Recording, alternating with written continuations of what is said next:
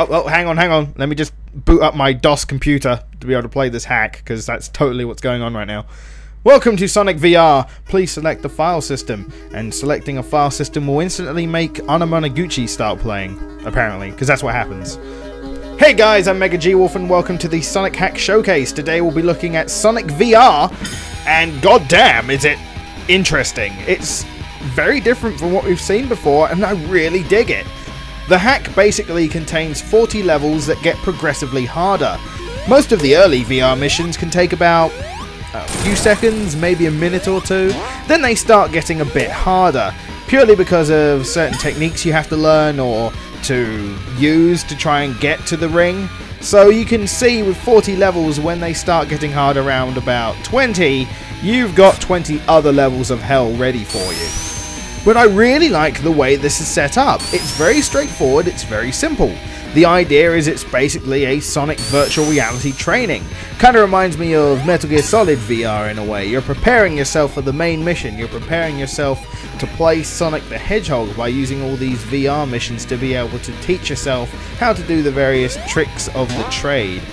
But even for its minimal detail, the presentation is actually quite impressive, because you boot it up and there's no real boot up at all. There's no Sega logo, it just goes straight into the loading menu, so you can load which level you want to play. And in a way that kind of makes it seem much more virtual reality style than if it went Sega da da da da and then you go into the thing. But yeah, I was very impressed, especially with some of the creative level design ideas.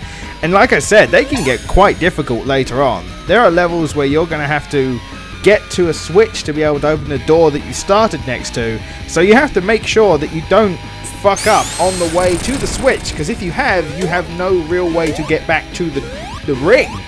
And that can really be quite jarring, because you're like, oh, I'll just be careful and make sure, okay, everything's down, and I press the button. Shit, how do I get back? And that can really make you think. And I found not very often is that actually a factor in these hacks. I mean, yes, they're all very impressive, graphically, gameplay-wise, and all the added extras. But no hacks really make you think, so to speak. So this one gets props for that. Now, from the music side of things, we've got MegaGWolf playing while we play. Now, I don't know if anyone of you know who MegaGWolf is, but if you don't, you should definitely look them up. I highly recommend them. They did the Scott Pilgrim game soundtrack, which will give you a good example on what kind of stuff they do, as well as they've got a bunch of free albums you can download, which is awesome. They're probably one of my favorite bands.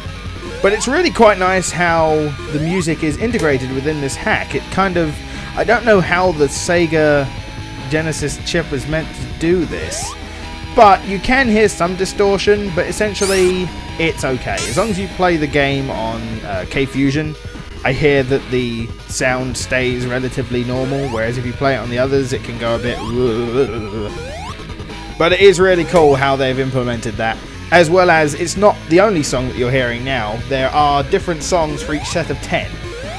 As for level design and layout, as I said before, this game is more of a puzzle game, so you can't really think of any dynamic layouts apart from ones that are meant to challenge you. And as for graphics, well, that can probably go either way for you. You could either be very impressed with the atmosphere, being it a VR training, or you could just say it's grey and dull and boring, so it's really completely up to you in that respect.